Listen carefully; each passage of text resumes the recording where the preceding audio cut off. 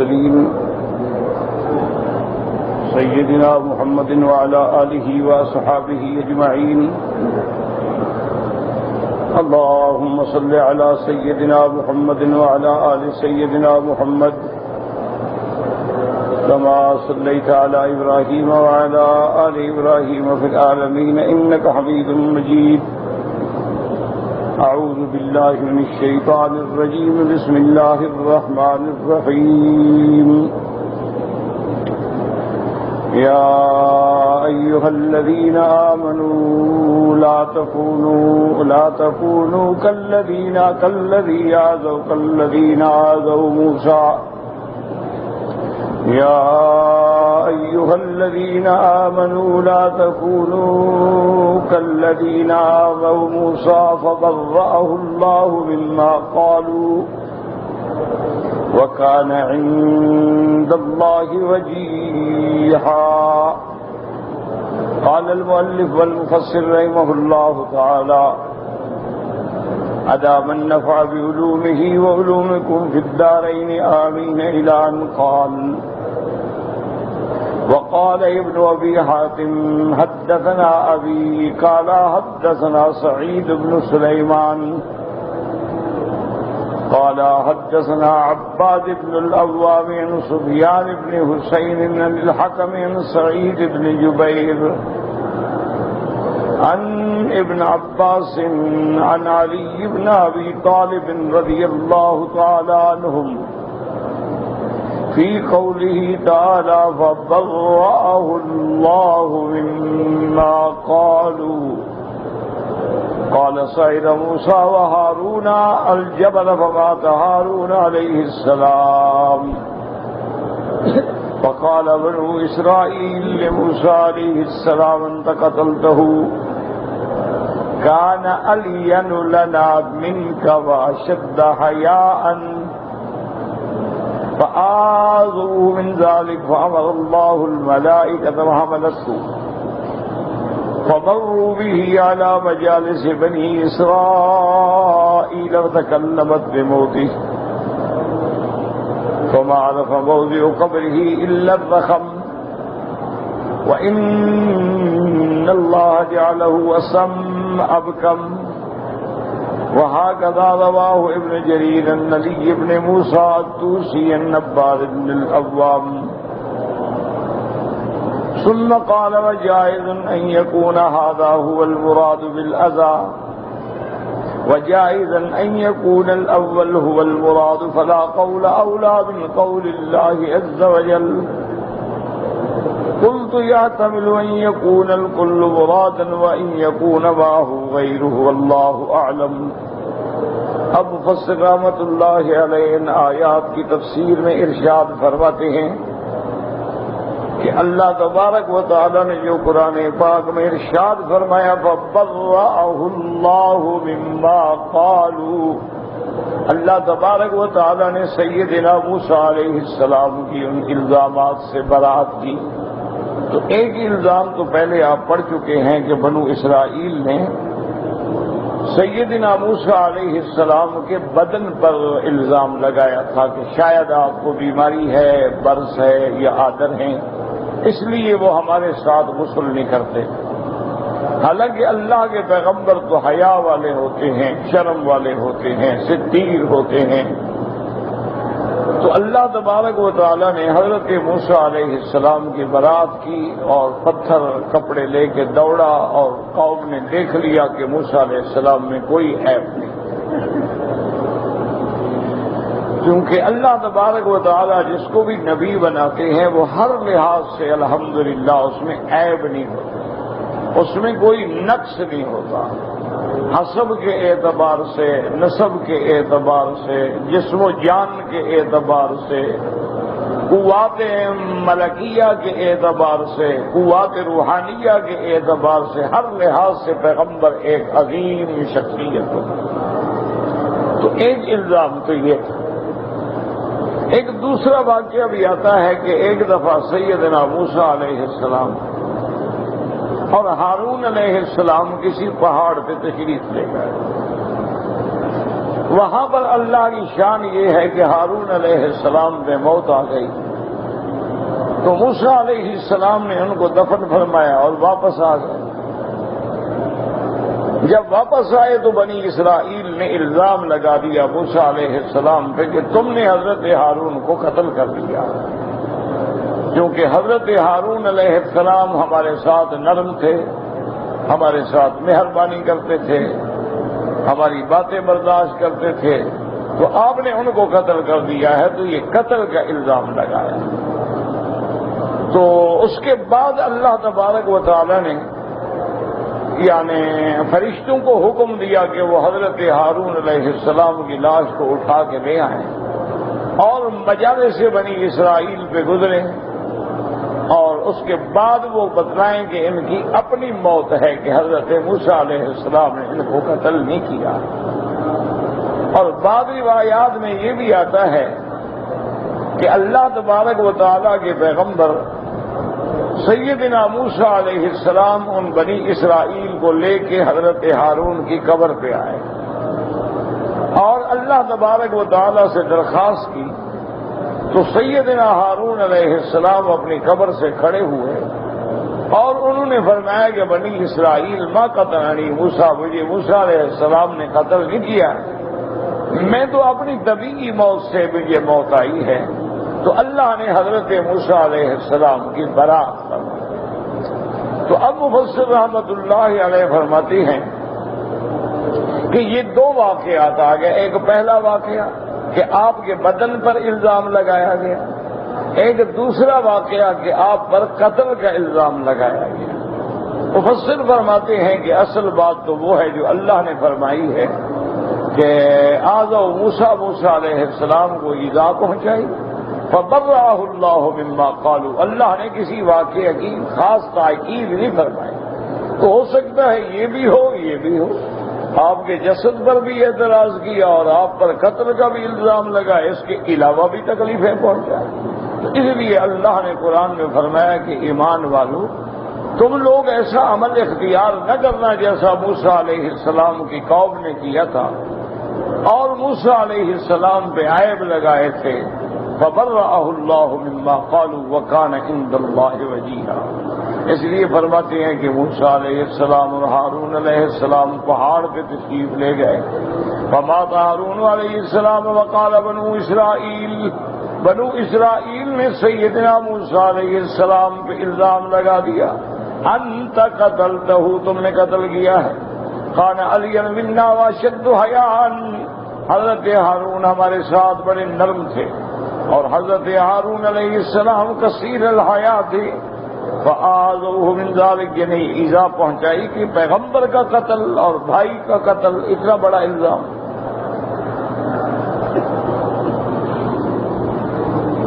اب اللہ تبارک و تعالیٰ نے حکم دیا، فأمر اللہ الملائکۃ فحملتہ، اللہ تبارک و تعالیٰ نے ملائکہ کو حکم دیا، انہوں نے اٹھایا۔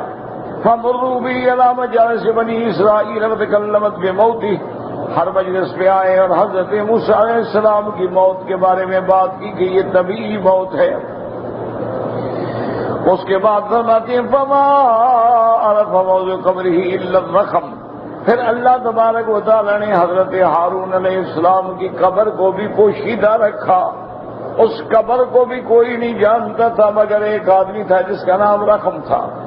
اللہ کی شان ہے کہ وہ رقم جو تھا اللہ نے اس کو بھی یعنی بہرا اور اس کے بعد اس کو گنگا کر دیا، نہ بول سکے نہ سن سکے، تو اللہ پاک نے اس کو محفوظ۔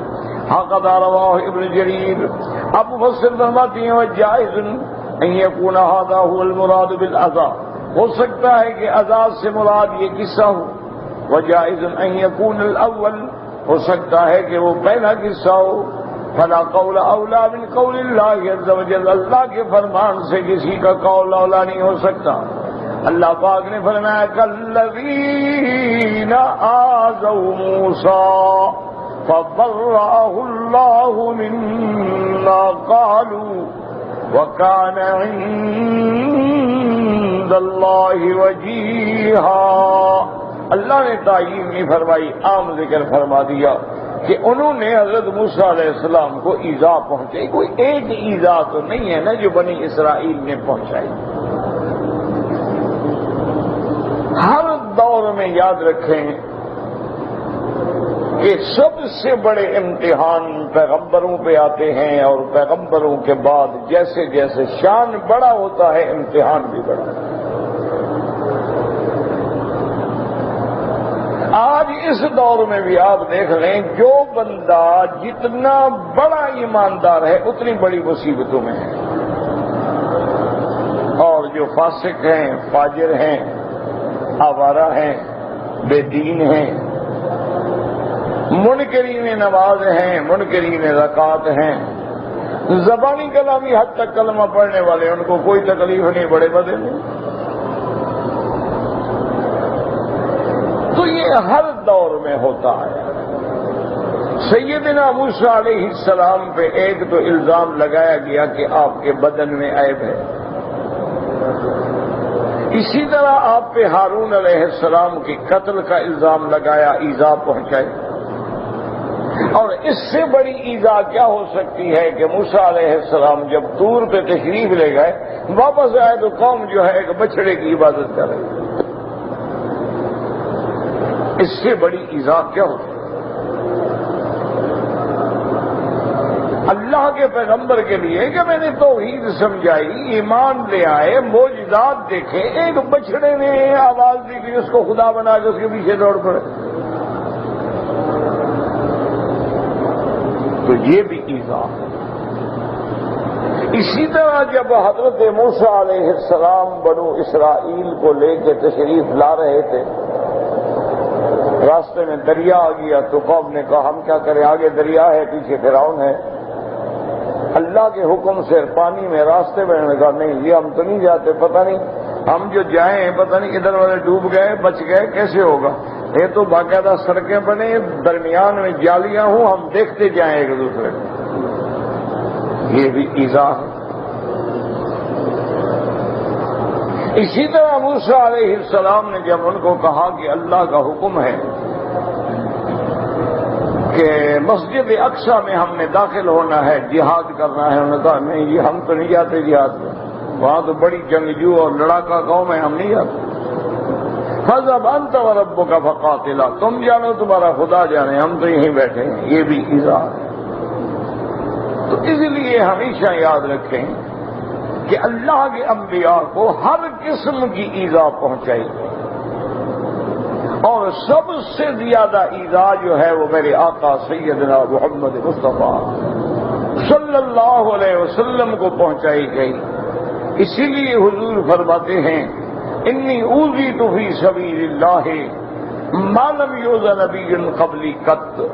اللہ کے راستے میں جو تکلیفیں مجھے ملی ہیں کسی پیغمبر کو نہیں. سب سے زیادہ تکلیف حضور صلی اللہ علیہ وسلم. کون سا کفر کی ترکش میں تیر ہے جو حضور پہ نہیں چلایا گیا؟ حضور صلی اللہ علیہ وسلم کا مقاطعہ کیا گیا، حضور صلی اللہ علیہ وسلم اور مومنین کا مسجد الحرام میں داخلہ بند کیا گیا، حضور صلی اللہ علیہ وسلم کے راستے میں کانٹے بچھائے گئے، حضور صلی اللہ علیہ وسلم کے بدن مبارک میں پتھر برسا کے آپ کے پاؤں مبارک لہو لہان ہو گئے اور جوتا مبارک خون سے بھر گیا. حضور صلی اللہ علیہ وسلم کے سجدے کی حالت میں آپ کے بدن مبارک پہ جانوروں کی اوج رکھے گئے. حضور صلی اللہ علیہ وسلم کی بیٹیوں کو ہجرت سے روکا گیا. حضور صلی اللہ علیہ وسلم کے سکے چچا کو ٹکڑے ٹکڑے کیا گیا. کون سی تکلیف ہے جو میرے آقا سیدنا محمد مصطفیٰ صلی اللہ علیہ وسلم کو اللہ کے راستے میں نہیں پہنچی ہے؟ تو یہ ابتلا ہے اور یہ سنت اللہ ہے. جتنی عظمت ہوگی، جتنی شان ہوگی، اتنے بڑے امتحان ہوں گے، اتنی بڑی ابتلا ہوگی. اور کامیاب کون ہوں گے؟ فرمایا وبشر الصابرین. اللہ نے فرمایا میرا مدنی ان کو خوشخبری دے دیں جو مصیبتوں پہ صبر کرتے ہیں. الذین اذا اصابتهم مصیبۃ قالوا انا للہ وانا الیہ راجعون. جب ان کو مصیبت آئے، جان میں آئے، مال میں آئے، اولاد میں آئے، اہل میں آئے، ان کی زبانوں پہ صرف یہی ہوتا ہے کہ انا للہ، سب اللہ کے لیے ہے، وانا الیہ راجعون، اسی کی طرف لوٹنا ہے. اور میں اولئک علیہم صلوات من ربہم ورحمہ، یہ لوگ ہیں جن کے لیے اللہ تبارک و تعالیٰ کی طرف سے رحمت خاصہ ہے، جن کے لیے اللہ تعالیٰ کی طرف سے صلوات ہیں، اور یہی لوگ ہیں جو ہدایت یافتہ ہیں. تو اس لیے یاد رکھیں کہ بلکہ علماء نے تو یہ لکھا ہے کہ جس عالم کو یا جس جماعت کو دنیا میں تکلیف نہ پہنچے اس کو غور کرنا چاہیے. کہیں معلوم ہوتا ہے کہ وہ حق پہ نہیں ہے، حق پہ ہوتا تو لازم تکلیف پہنچے. یہ حلوہ ہمیشہ باطل کو ملتا ہے، یاد رکھیں. یہ حلوہ اور یہ تیجے اور یہ دسویں اور یہ ساتویں اور یہ 11ویں اور یہ دودھ اور یہ پیسوں کی ویلیں اور قوالیاں اور مجرے اور حجرے اور عورتیں، یہ سب باطل کو ملتا ہے، حق کو نہیں ملتا. حق کے لیے تو کانٹے ہوتے ہیں، پتھر ہوتا ہے، سوکھی روٹیاں ہوتی ہیں، غاریں ہوتی ہیں. اصحاب کہف دیکھیں کہاں تھے غار میں. میرے آقا نے ہجرت فرمائی کہاں تھے غار میں. رحمت دو عالم کے صحابہ دیکھے ہیں کانٹوں پہ چلائے گئے، ان کے سینوں پہ پتھر رکھے گئے، انہیں تڑپایا گیا، حتیٰ کہ صحابہ کہتے ہیں ہمیں اتنے زخم دیتے تھے کہ کوئی آگ بجھانے والا نہیں ہوتا، زخم پہ مرہم لگانے والا نہیں ہوتا تھا، ہمیں آگ کے انگاروں پہ لٹا دیتے تھے، ہماری چربی ان کو پگھلا دیتی تھی، بجھا دیتی تھی، ورنہ کوئی چھڑانے والا تو تھا ہی. اس لیے بہرحال مومن کو چاہیے کہ ہر لحاظ سے پیغمبر یا پیغمبر کے ماننے والے یعنی انبیاء کے پیچھے بیٹھے گئے. آپ کو کوئی زیادہ نہیں ہے کہ کوئی ایک ایذا نہیں، کئی ایذا پہنچائے ہیں.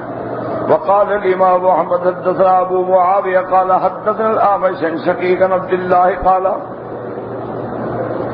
قسم رسول الله صلى الله عليه وسلم ذات يوم قسما فقال رجل من الانصار ان هذه القسمة ما اريد بها وجه الله قال فقلت يا عدو الله اما لاخبرن رسول الله صلى الله عليه وسلم بما قلت فذكرت ذلك للنبي صلى الله عليه وسلم فاحمر وجهه ثم قال رحمة الله على موسى لقد أوذي بأكثر من هذا فصبر. أخرجاه في الصحيحين من حديث سليمان بن مهران الأعمش. اب امام احمد رحمۃ اللہ علیہ حضرت شقیق سے وہ حضرت عبداللہ سے روایت کرتے ہیں کہ حضور پاک صلی اللہ علیہ وسلم کے پاس مال آیا، آپ نے تقسیم کیا. ایک انصار میں سے کوئی بندہ تھا جس نے کہا کہ ان هذه القسمۃ، حضور پاک نے جو تقسیم کی ہے وہ بالکل اللہ کے حکم پہ تقسیم نہیں کی بلکہ اپنے چاہنے والوں کو زیادہ دیا ہے. فرماتی ہیں کہ میں نے جب اس کی بات سنی تو میں نے کہا یا عدو اللہ، اللہ کے دشمن تم میرے مدنی پہ الزام لگاتے ہو. لأخبرن رسول اللہ صلی اللہ علیہ وسلم، میں حضور کو جا کے خبر کروں گا. کہتے ہیں فذکرت ذلک للنبی صلی اللہ علیہ وسلم فاحمر وجہہ، آپ کا چہرہ مبارک سرخ ہو گیا جب بات سنی. اور اس کے بعد فرمایا رحمت اللہ علی موسیٰ، اللہ میرے بھائی موسیٰ علیہ السلام نے رحمت فرمائے. لقد اوذی باکثر من ذلک فصبر، حضرت موسیٰ علیہ السلام تو اس سے بھی زیادہ تکلیف دیے گئے لیکن آپ نے صبر فرمایا. لیکن یاد رکھو یہ دو قصے ہیں. ایک قصہ تو یہ ہے کہ جب فتح مکہ کے بعد طائف کی فتح کے بعد اور حنین کی فتح کے بعد حضور صلی اللہ علیہ وسلم نے، میرے آقا نے، رحمت دو جہاں نے، یہ ارانہ ایک جگہ ہے مکے میں مشہور ہے، جسے آج کل کہتے ہیں بڑا عمرہ، بڑا عمرہ، اس جگہ کا نام ہے یہ ارانہ۔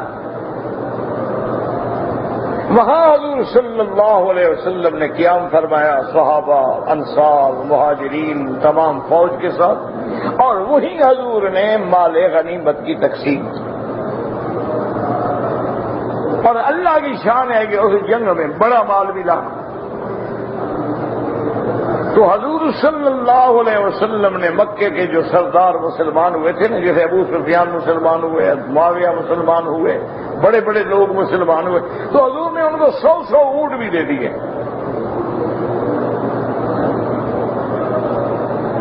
تو بعض نوجوان انصار صحابہ میں سے ان کو طبعی طور پہ یہ بات جو تھی گراں گزری، انہوں نے بات کی کہ دیکھیں کل جو لوگ ہمارے ساتھ لڑ رہے تھے، ہماری تلواریں بھی ابھی ان کے خون سے خشک نہیں ہوئی ہیں، آج حضور ان کو 100 اونٹ دے رہے ہیں۔ تو یہ بات بعض نوجوان صحابہ نے کہی، لیکن مقصد ایذا نہیں تھا، ایک طبعی بات تھی، ایک جوش تھا، کیونکہ ابھی ابھی تو جنگ ختم ہوئی تھی اور ابھی ابھی فتح مکہ ہوا تھا، اور اتفاق سے مسلمانوں کو مال ملا اور حضور نے ان کو دے دیا۔ تو یہ اعتراض نہیں تھا، بلکہ طبیعت کی مجبوری سے بات نکل گئی۔ اور یہ جو واقعہ آپ پڑھیں، یہ الزام لگایا اس نے۔ تکلیف تو ادھر بھی حضور کو پہنچی، تکلیف ادھر بھی پہنچی، لیکن وہ قصدن نہیں تھی، یہ قصدن تھی۔ اس بندے نے بھی الزام لگایا کہ حضور نے تقسیم ٹھیک تھی۔ حضور صلی اللہ علیہ وسلم کو بھی خبر مل گئی کہ کچھ انصار کے نوجوانوں نے الزام لگایا ہے۔ حضور نے حکم دیا کہ سارے صحابہ کو جمع کرو، مہاجرین بھی، انصار بھی، سب کٹے۔ تمام صحابہ جب اکٹھے ہو گئے، اللہ کی شان یہ ہے کہ جیسے حضور کو خبر مل گئی، انصار کو بھی پتہ چل گیا، ابھی ہماری شکایت پہنچ گئی۔ تو حضور صلی اللہ علیہ وسلم کی بات کرنے سے پہلے حضرت سعد رضی اللہ تعالی عنہ جو انصار کے سردار تھے، وہ کھڑے ہو گئے، انہوں نے کہا یا رسول اللہ، آپ جو بھی فیصلہ فرمائیں ہمیں قبول ہے، لیکن پہلے میری بات سن لیں۔ حضور نے فرمایا کہ ہاں سعد کا ہو گیا، اس نے چند نوجوانوں نے یہ بات کی ہے، کوئی سارے انصار نے یہ بات نہیں کی ہے،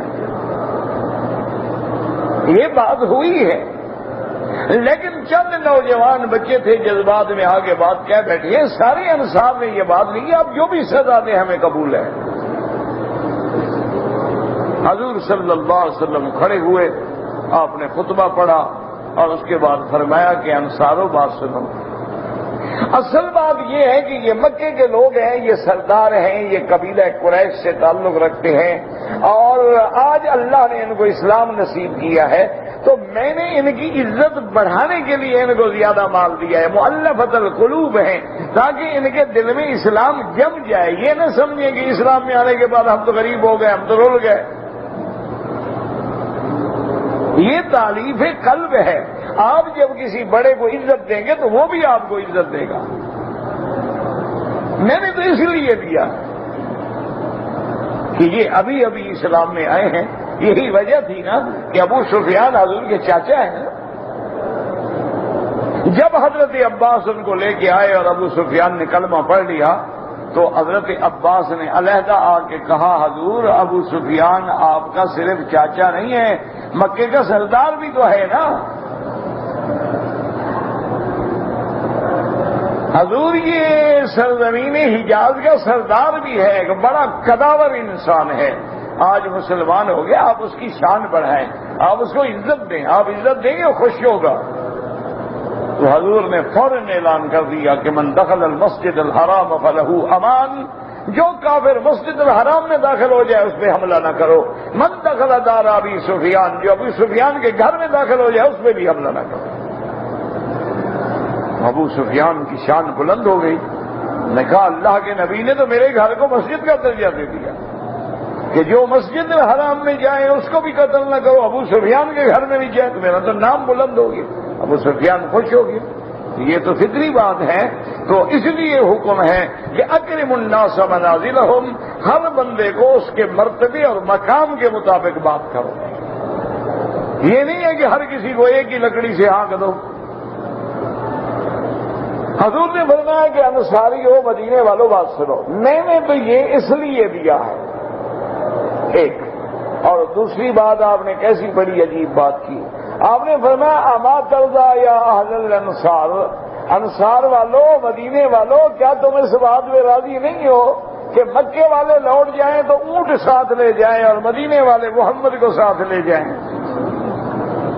اما ترضون بذلک رضینا یا رسول اللہ, رضینا یا رسول اللہ. سب کی پکارنے کا حضور ہم راضی ہیں, ہمارے پاس جو کچھ ہے یہ بھی مکے والوں کو دیتے, پر آپ ہمارے ساتھ ضرور چلیں.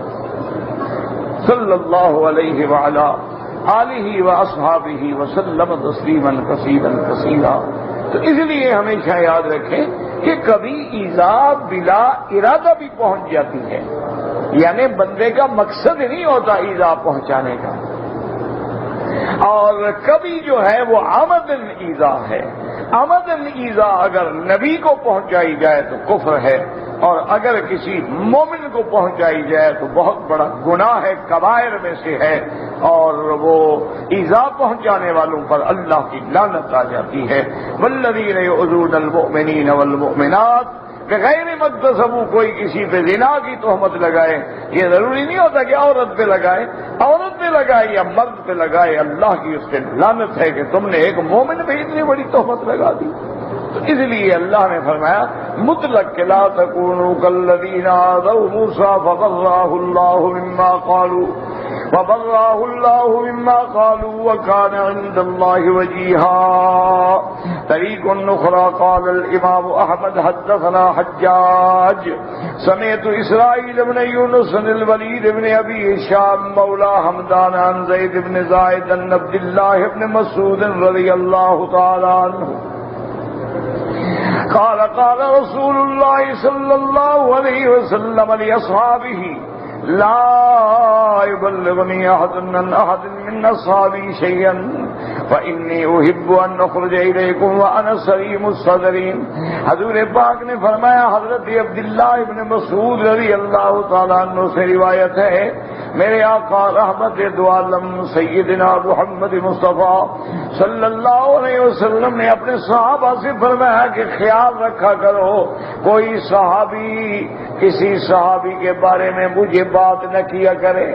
اگر کسی صحابی سے کوئی بات ہو بھی جائے تو مجھے نہ پہنچایا کرو, تاکہ میں چاہتا ہوں کہ جب میں اس دنیا میں سے جاؤں تو اپنے صحابہ سے راضی ہو کے جاؤں, میرے دل کے اندر کسی کے لیے میل نہ ہو, کسی کے لیے ناراضگی نہ ہو, کسی کے لیے قدورت نہ ہو.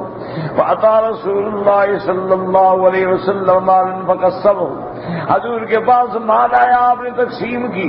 قال فمررت برجلين واحدهما يقول لصاحبه والله ما اراد محمد بقسمته وجه الله ولا الدار الاخره. حضور صلی اللہ علیہ وسلم کی تقسیم کے بعد فرماتی ہیں کہ میں گزرا, دو بندے آپس میں بات کر رہے تھے, اور ایک بندے نے کہا کہ حضور نے مال کی تقسیم درست نہیں کی.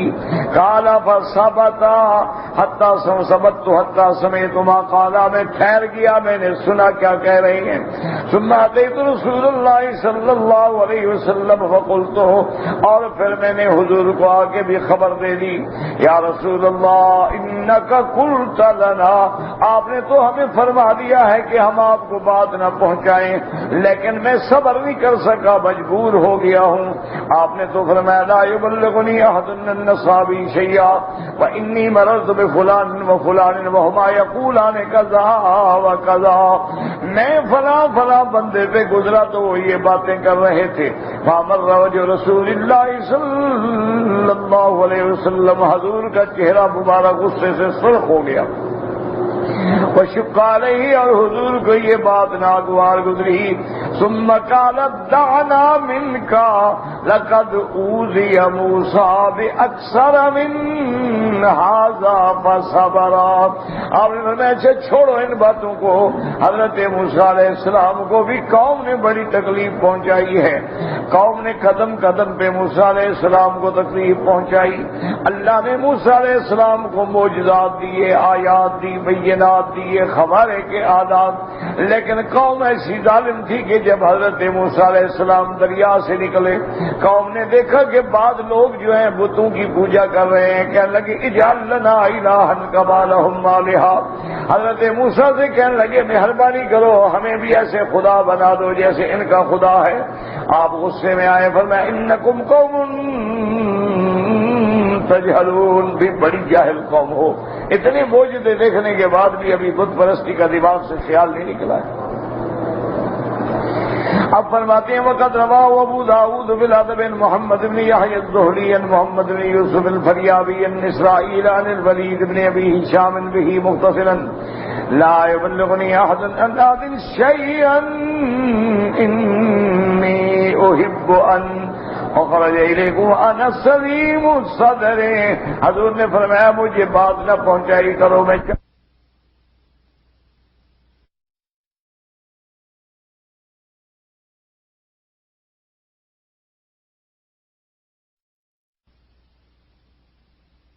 رواه ايضا محمد بن اسماعيل ان عبد الله بن محمد بن عبد الله عبيد الله بن موسى وحسين بن محمد كلاهما عن اسرائيل السدي الوليد بن ابي هشام به مختصرا ايضا فزاد في اسناده السدي ثم قال غريب من هذا الوجه وقوله تعالى وكان عند الله وجيها. حضرت موسیٰ علیہ السلام اللہ کے ہاں بڑی شان والے تھے. وجیہن کا بنا لہو وجاہت وجاہ عند ربہ عز وجل. اللہ تبارک و تعالیٰ کے ہاں حضرت موسیٰ کا بڑا مقام تھا, بڑی جا تھی, بڑی عظمت تھی, بڑی شان تھی. قال اللہ حسن البصری رحمہ اللہ تعالی کان مستجاب الدعوتی. حضرت حسن بصری فرماتی ہیں کہ وجیہن کا معنی یہ ہے کہ حضرت موسیٰ علیہ السلام جو تھے مستجاب الدعوت, آپ جو دعا مانگتے تھے قبول ہوتی تھی. وقال غیرہ من السلف لم یسع الا شیئا الا آتاہ. بعض علماء نے فرمایا کہ وجیہن کا معنی یہ ہے کہ جو کچھ بھی اللہ سے مانگا اللہ نے آپ کو عطا فرمایا. ولیکن من رؤیت ما یشاء عز وجل, لیکن میرے اللہ نے اپنے دیدار کے بارے میں درخواست تسلیم نہیں فرمائی. جب حضرت موسیٰ علیہ السلام نے عرض کیا تھا کہ یا اللہ آپ نے مجھ سے شرف کلام بخشا ہے, رب ارنی انظر الیک, میرا مولا مہربانی کرے مجھے اپنا دیدار بھی نصیب فرما دیں. قال لن ترانی ولكن انظر الى الجبل فَإِنِ اسْتَقَرَّ مَكَانَهُ فَسَوْفَ تَرَانِي. اللہ نے فرمایا موسیٰ علیہ السلام آپ ہرگز نہیں دیکھ سکتے, نہ اب دیکھ سکتے ہو نہ آئندہ دیکھ سکتے ہو, چونکہ یہ نفی حال اور استقبال دونوں کے لیے ہے. اس لیے اللہ فرماتی ہے لن ترانی ولکن انظر, اور وجہ بھی سمجھا دی کہ موسیٰ علیہ السلام میرا نبی ہے, شان والا ہے, رسول ہے, کریم ہے, اس کے دل میں کوئی ایسی بات نہ ہو. اللہ نے فرمایا اچھا موسیٰ علیہ السلام اس پہاڑ پہ اپنی نظریں جما کے رکھو. وَلَٰكِنِ انظُرْ إِلَى الْجَبَلِ فَإِنِ اسْتَقَرَّ مَكَانَهُ فَسَوْفَ تَرَانِي. اگر یہ مکان اپنی جگہ پہ رہ جائے تو ہو سکتا پھر تم دیکھ سکو گے. فَلَمَّا تَجَلَّىٰ رَبُّهُ لِلْجَبَلِ جَعَلَهُ دَكًّا وَخَرَّ مُوسَىٰ صَعِقًا.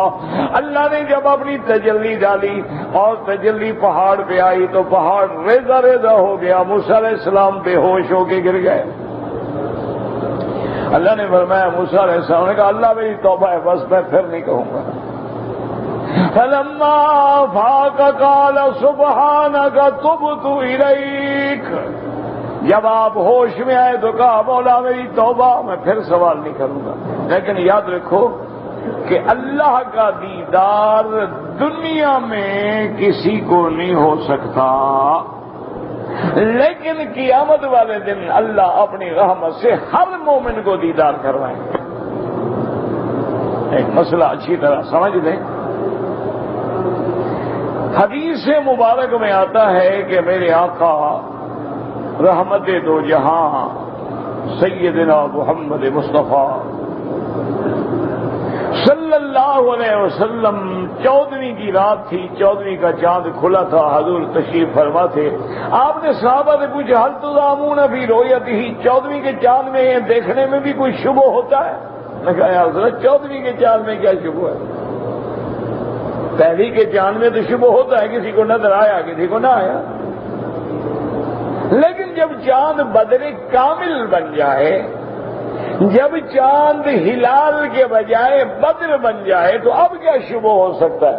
آپ نے فرمایا انکم سترون ربکم یوم القیامت ولا تضامون فی رؤیتہ، آپ نے فرمایا یاد رکھو پھر قیامت والے دن تم اسی طرح اپنے رب کو دیکھو گے اور کوئی شک بھی نہیں ہوگا۔ تو قیامت والے دن اللہ دیدار نصیب فرمائیں گے۔ اللہ اکبر۔ حدیث مبارک میں یہ بھی آتا ہے کہ جب جنت والے جنت میں چلے جائیں گے،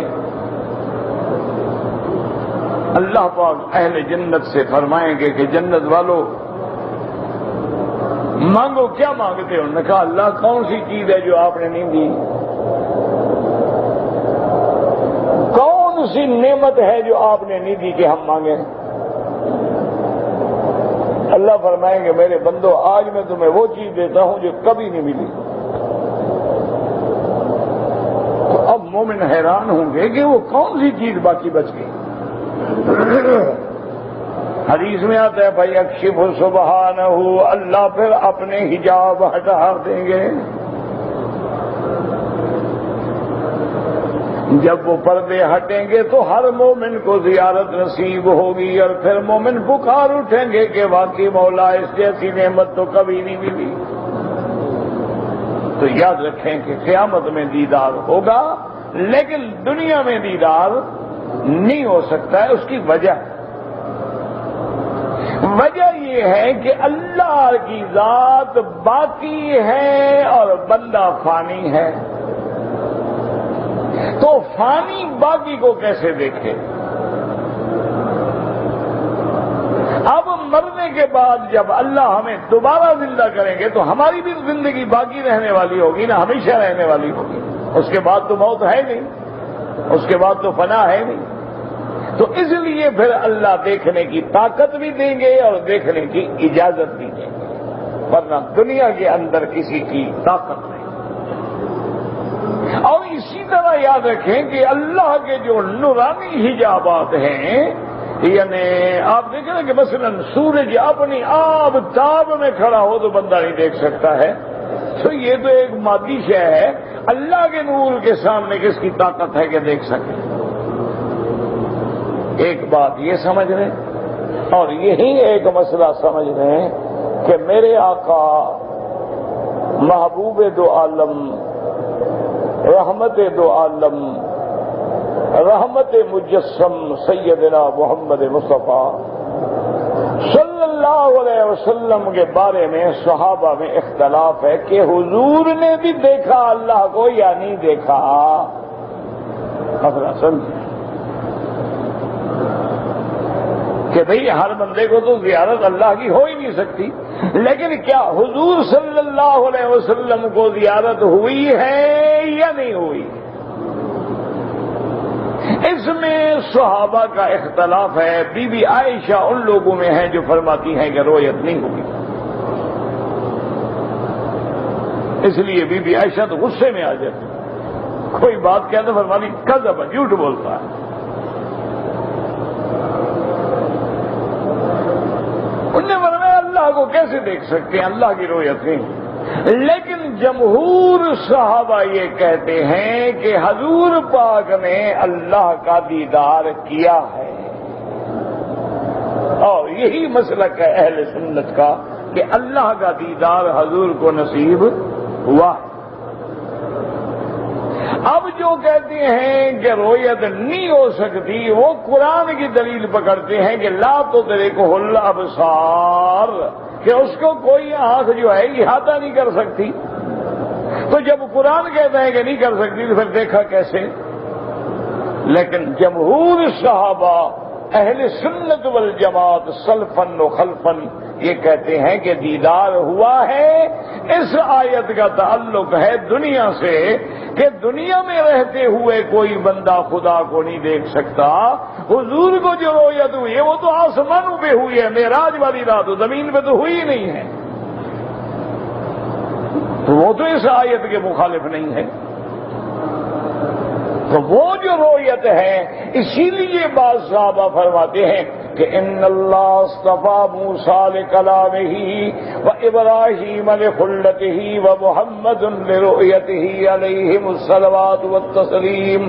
وہ کہتے ہیں اللہ نے موسیٰ کو کلام کا شرف بخشا، ابراہیم کو خلیل کا شرف بخشا، اور اپنے حبیب کو اپنے رؤیت و دیدار کا شرف بخشا علیہ الصلاۃ والتسلیم۔ تو ہمیشہ یاد رکھیں کہ عام دنیا میں اور کسی کو رؤیت نہیں ہو سکتی، لیکن حضور کو جو رؤیت ہوئی ہے وہ بھی لیلۃ المعراج میں ہوئی ہے، آسمانوں پہ ہوئی ہے، اس کا تعلق بھی زمین سے نہیں۔ زمین پہ حضور پاک نے جو قرآن میں آتا ہے وہ اس سے مراد حضرت جبریل ہے، خدا نہیں ہے، یاد رکھو۔ بہت سارے لوگوں کو دھوکہ لگ جاتا ہے نا، اللہ ہدایت دے۔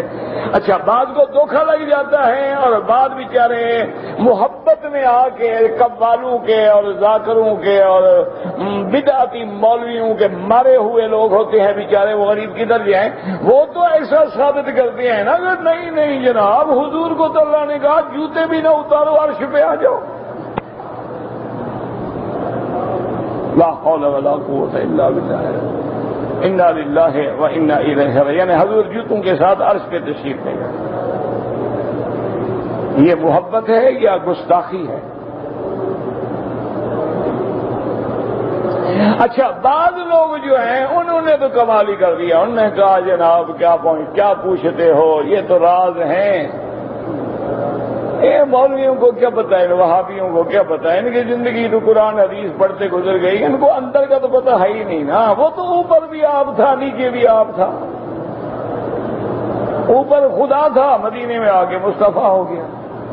وہ تو میم کا صرف پردہ تھا، پردہ ہٹا خدا تھا، پردہ آ گیا محمد مصطفیٰ ہو گیا۔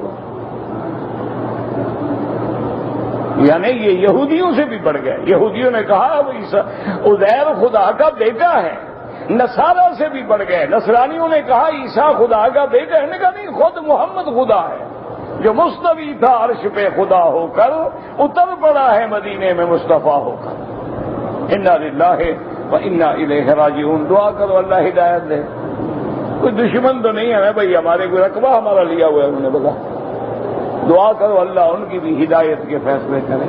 وہ غریب بیچارے کیا کریں، جب سے پیدا ہوئے آگے جو مولوی ملے وہی دین ان کی دماغ میں ہے، کہاں جائیں غریب؟ وہی مسجد، وہی مولوی، وہی کتابیں، وہی رسالے، وہی قوال، وہی ذاکر، وہی جھوٹے قصے، وہی الف لیلہ والی کہانیاں، وہی جناب طریقت اور شریعت اور راز اور اندرون کی باطن اور ظاہر کی باتیں، وہ غریب چکر میں آ گئے۔ انا للہ و انا الیہ راجعون۔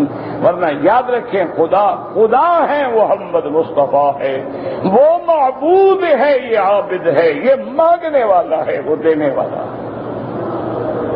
ورنہ تو بات ہی ختم ہو جائے کہ خدا بھی خود ہے، حج بھی آپ پڑھ رہا ہے۔ یعنی اگر نبی خود خدا ہے تو لبیک بھی آپ پڑھ رہے ہیں، لبیک اللہم لبیک، خود کو کہہ رہے ہیں۔ بھئی ہم تو کہیں کہ لبیک اللہ، یا اللہ ہم تیری دربار میں حاضر، خدا اپنے آپ کہہ رہا ہے کہ یا اللہ میں تیری دربار میں خود حاضر ہوں۔ ڈرامہ ہے، حج ہے۔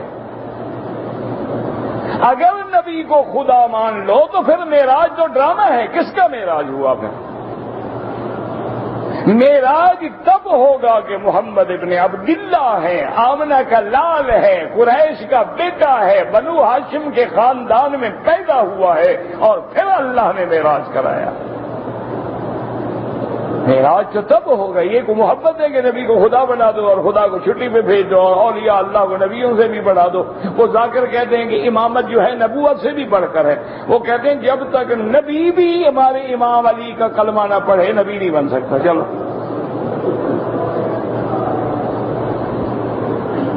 انا للہ و انا الیہ، اللہ کے دین کو بس ایک بات میری حاجی صاحبان یاد رکھنا کہ اللہ نے تمہیں اپنا گھر نصیب کیا، کہو الحمدللہ۔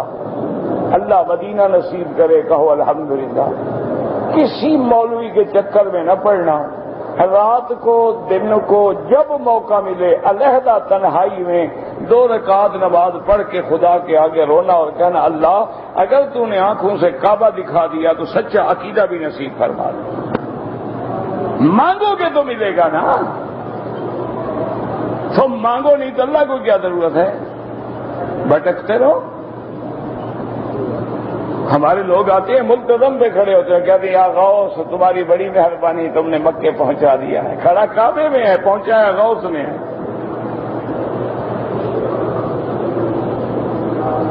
اس کا کوئی علاج ہے؟ اس کو کیا ہدایت ملے گی؟ ہدایت مانگو گے تو ملے گی نا۔ والذین جاہدوا فینا، تم کوشش کرو گے تو اللہ راستے کھولیں گے نا۔ بس یہ مانگو کہ مولا تیرے مکے میں دین اترا ہے، تیرے مکے میں نبی آیا، تیرے مکے میں قرآن اترا، تیرے مکے میں اول بیت ہے، تیرے مکے میں آخر نبی ہے، مدینے میں خاتم الانبیاء کا ڈیرا ہے۔ مہربانی کا اگر یہ جگہ دکھا دی ہے تو ہمیں صحیح معنی میں قرآن والا، نبی والا، صحابہ والا، اہل بیت والا عقیدہ بھی نصیب فرما دے۔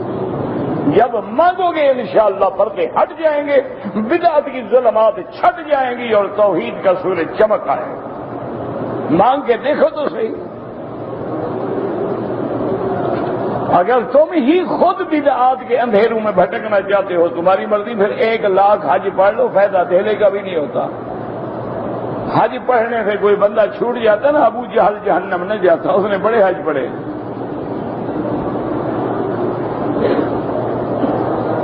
تم نے تو کعبے کا طواف کیا، ابو جہل نے تو کعبہ بنایا تھا، تم تو طواف کر رہے ہو۔ تم تو زمزم پیتے ہو، عبد المطلب نے تو زمزم ڈھونڈنے کے لیے اپنے بیٹے کو ذبح کرنے کی منت مان لی۔ ہو اس طرح نہیں، اللہ ملتا ہے، جنت ملتی ہے توحید سے۔ توحید میں اگر لچک مچک ہے تو سمجھ لو پھر جہنم کے دروازے کھلے ہوئے۔ فقد حرمہ اللہ علیہ الجنہ، اللہ فرماتے ہیں جس نے میری ذات میں، صفات میں، افعال میں شرک کیا میں نے اس پہ جنت حرام کر دی ہے، وہ جنت میں آ ہی نہیں سکتا۔ اس لیے جناب فرماتی ہیں وَقَالَ عِندَ اللَّهِ وَجِيهًا، فرماتی ہیں کہ لم يسأل اللہ شيئا الا آتاه ولكن منع الرؤية لما شاء عز وجل۔ وقال بعضهم من وجاهته العظيمة عند الله أنه شفع في أخيه هارون أن يرسله الله معه فأجاب الله سؤاله فقال، اور بعض علماء فرماتی ہیں کہ وجاہت کا معنی یہ ہے آپ نے اپنے بھائی کے لیے نبوت مانگی تو اللہ نے وہ بھی عطا فرما دی۔ وَوَهَبْنَا لَهُ مِن رَحْمَتِنَا أَخَاهُ هَارُونَ نَبِيًّا۔ باقی میرا بھائی جب آدمی بھٹکتا ہے نا دیر نہیں لگتی۔ تمہارا وہ قادیانی ہے نا جو قادیان میں پیدا ہوا، اس نے بھی لکھا ہے، اس نے کہا لوگ کہتے ہیں دعا سے نبوت نہیں ملتی تو حضرت ہارون کو کیسے مل گئی، لہذا مجھے بھی دعا سے نبوت مل گئی ہے۔ اس بدبخت نے یہ نہیں سمجھا کہ ہارون کے لیے دعا کرنے والا کون، ہارون کے لیے کس نے دعا کی تھی؟ موسیٰ علیہ السلام نے، انگریزوں نے۔ تمہارے لیے کس نبی نے دعا کی بدبخت؟ بس دھوکہ دینا ہے قوم کو۔ لاکھوں کی تعداد میں لوگ قادیانی، کیا خیال ہے آپ کو جاہل ہیں؟ پڑھے لکھے ہیں، پی ایچ ڈی ہیں، اقتصادیات کی ڈگریاں ہیں، ایم اے ہیں، ڈبل ایم اے ہیں، برسٹر ہیں، لیکن قادیانی ہیں۔ وجہ کیا ہے؟ اللہ ناراض ہو گیا، دلوں پہ پردے پڑ گئے، حق نظر ہی نہیں آتا۔ دعا کرو اللہ پاک ہماری آنکھوں سے پردے ہٹا دے اور ہمیں صراط مستقیم نصیب فرما دے۔ آج کل کے دنوں میں جتنے دن ہم مکے میں ہیں، نفلی عمرہ افضل ہے یا نفلی طواف افضل ہے؟ کیونکہ ایک تو یاد رکھیں کہ عمرے میں اختلاف ہے لیکن طواف میں اختلاف کوئی نہیں۔ دوسری بات یہ ہے کہ عمرے میں تیرے 4 گھنٹے لگتے ہیں تو حرم سے باہر جاؤ گے اور وہی 4 گھنٹے طواف کرو تو کعبے کے قریب رہو گے، تو صاف بات ہے کہ طواف افضل ہے۔ لیکن ایک وہ عمرہ ہے جو تم اپنے ملک سے کر کے آئے ہو، وہ تو افضل ہے، مدینے سے کرو گے، وہ تو چھوٹا حج ہے، اس کا کوئی مقابلہ نہیں۔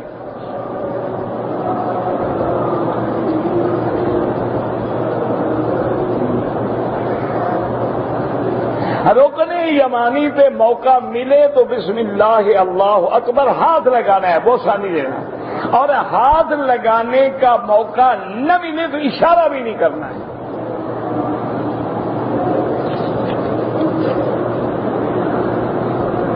کہتے جی کہ بینک کے ذریعے اگر ہم کوپن قربانی کے خریدیں انشاءاللہ ہو جائے گی، لیکن افضل یہ ہے کہ اپنے ہاتھ سے خریدو یا اپنے سامنے بھی بہتر آؤ۔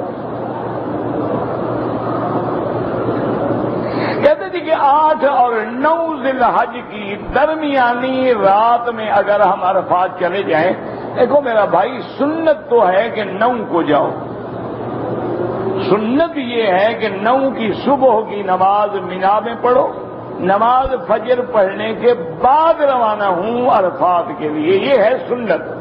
باقی ہے جان سے اتارنا تو کل ہو کے آ جاؤ۔ ہر کوئی یہ کہتا ہے یار جلدی ٹھنڈے ٹھنڈے نکل جائیں گے، چھوڑو یار، سنت یہ ہے، باقی تمہاری مرضی ہے۔ آئے ہیں نا جی ماشاءاللہ اپنے سر سے بوجھ اتارنے کے لیے، قربانی بینک کرے گا، روٹی ہوٹل پکائے گا، اور مینا 1 دن پہلے چلے جائیں گے، عرفات 2 دن پہلے جا کے بیٹھ جائیں گے، کنکری انشاءاللہ دن کے بجائے رات کو مار دیں گے، السلام علیکم حج شریف ہو گیا۔ یہ تو پھر ڈرامہ ہے، مذاق ہے، حج تو نہ ہوا نا۔ حضور نے فرمایا حج اسی طرح کرو، خذوا عنی مناسککم، میرا دین سیکھ لو، حج سیکھ لو، اسی طرح کرو جس طرح محمد مصطفیٰ نے کیا۔ تو ہے 12 ذی الحجہ کی رات میں، دیکھو ابھی حج نہیں پڑا، روانگی پہلے فکر ہے، خود سوچ لو پھر کیا ضرورت ہے حج کی؟ حضرت آپ کل چلے جائیں، کوئی اداس نہیں ہے مینا آپ کے لیے۔ آپ ایسا کریں کہ جہاز واپس خالی جا رہے ہیں، آپ کل تشریف لے جائیں، سیٹیں بھی آرام سے ملیں گی، سو کے جاؤ گھر آرام سے، مزے 4 سیٹوں میں بستر لگا کے لیٹ جانا آرام سے۔ 12 کی کنکریاں مولوی مکی مارے گا تمہارے لیے، بس 12 کی رات کو حضرت جا رہے ہیں، 12 کی کنکریاں کون مارے گا؟ دم پڑ گئی، آمدن چھوڑنے کے گناہگار بھی الگ، اور کوئی 11-12 کو جہاز نہیں جاتے، ایسے خامخواہ بچوں کی باتیں نہ کیا کرو۔ مدینہ منورہ جا رہے ہیں، کن باتوں کا خیال رکھیں؟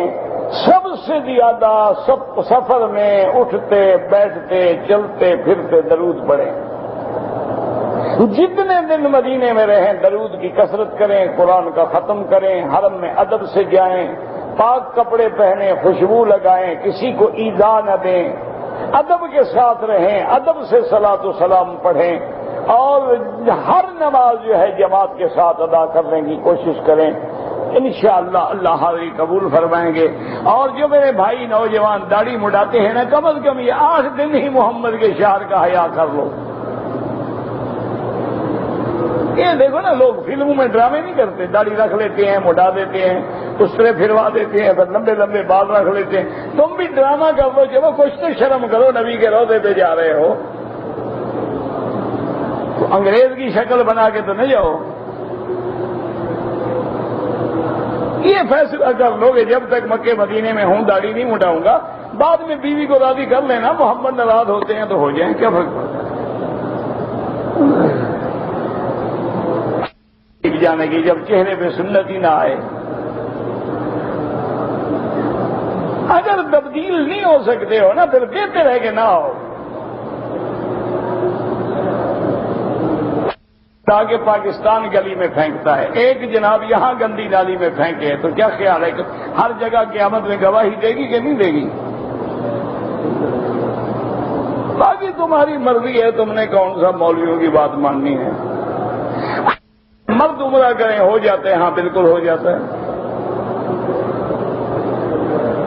میں دکان میں کام کرتا ہوں، مکے میں رہتا ہوں، آخری 2 دن کی کنکری مارنے کے لیے کفیل اجازت نہیں دیتے، رات کو جا کے مارو۔ کیوں اجازت نہیں دیتے؟ روٹی کی اجازت دیتے ہیں، گھر جانے کی اجازت دیتے ہیں، کفیل کا مال کھانے کی اجازت دیتے ہیں، کنکری کی اجازت نہیں دیتے۔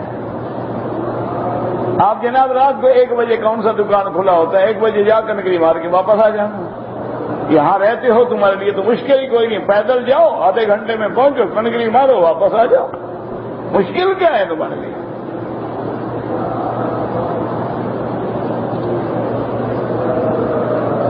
بغیر وضو اگر طواف کیا ہے، جرمانہ یہ ہے کہ دوبارہ وضو کر کے طواف لوٹا دو۔ یا اللہ غلطی ہو گئی، میں جو بے وضو کیا تھا اس کے بدلے میں وضو کر کے کر رہا ہوں، بس۔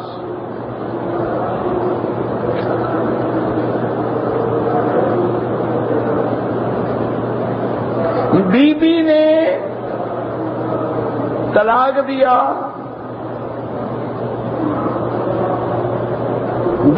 اس کو طلاق دیا، وہ تو نہیں ہوتا۔ بہرحال مجھے نہیں سمجھ، مجھ سے تو یہی پڑھا جاتا ہے کہ بیوی نے خاوند کو طلاق دیا تو بیوی کا طلاق نہیں ہوتا۔ اگر بیوی کی طلاق ہوتی نا تو سارے یتیم ہوتے الحمدللہ۔ اگر اللہ بیوی کو اختیار دے دیتے نا طلاق دینے کا، روزانہ رات کو 3 طلاقیں لے کے ہر آدمی گھر سے نکلتا۔ یہ بھی اس کی حکمت ہے کہ اس نے مرد کے ہاتھ میں رکھا ہے، عورت کے ہاتھ میں نہیں رکھا۔ بابا بیوی کی طلاق نہیں ہوتی۔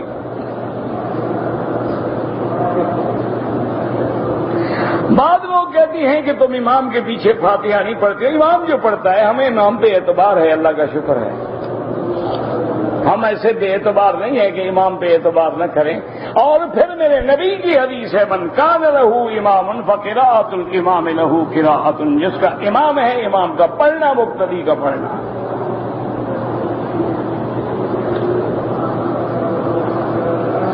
اگر ہم طواف کر کے ثواب اپنے مردوں کو دیں، انشاءاللہ دے گا۔ مسجد جن میں نماز پڑھیں بالکل پڑھیں، ہر مسجد میں پڑھو۔ حج سے پہلے صفا کرنا نہیں ہوتا ہے میرا بھائی، وہ تو اگر کوئی معذور ہے، عورتیں ہیں، بوڑھے ہیں، 8 تاریخ کو احرام باندھ کے طواف نفل کر کے صفا مروہ دوڑ کے جائیں، واپس آئیں گے طواف کرنا پڑے گا، صفا نہیں دوڑنی پڑے گی۔ اب تو اللہ کا شکر ہے، اللہ حکومت بھی جزائے خیر دے، اتنا چوڑا کر دیا ہے صفا مروہ کو، انشاءاللہ تکلیف ہی نہیں ہوگی۔ حنفی مسلک کے مطابق مغرب کی نماز کے اذان کے بعد 2 رکعت نفل نہ پڑھیں، مغرب کے بعد پڑھیں۔ اگر طواف کی پڑھنی ہے تو پڑھ لیں۔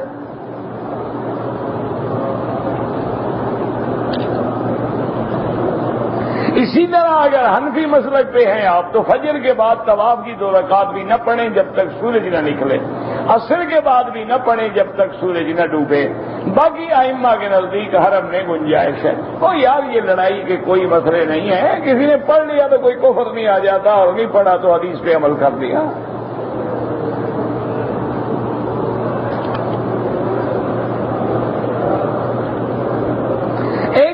جتنے سے احرام لے کے آیا، احرام کھول لیا، مکے سے تنیم سے احرام باندھا، ٹھیک ہو گیا۔ جتنے سے باندھے تنیم سے باندھے، ایک بات ہے،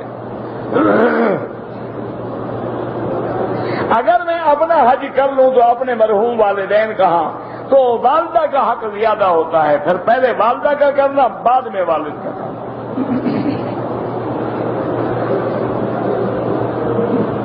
دعاؤں کی جو کتابیں ہیں جیب میں رکھ کے بیت الخلاء میں نہ جائیں، حدیث ہے، قرآن لکھا ہے۔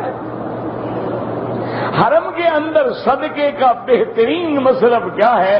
مسکینوں کو، غریبوں کو دیں، مدرسوں میں دیں، طلباء کو دیں۔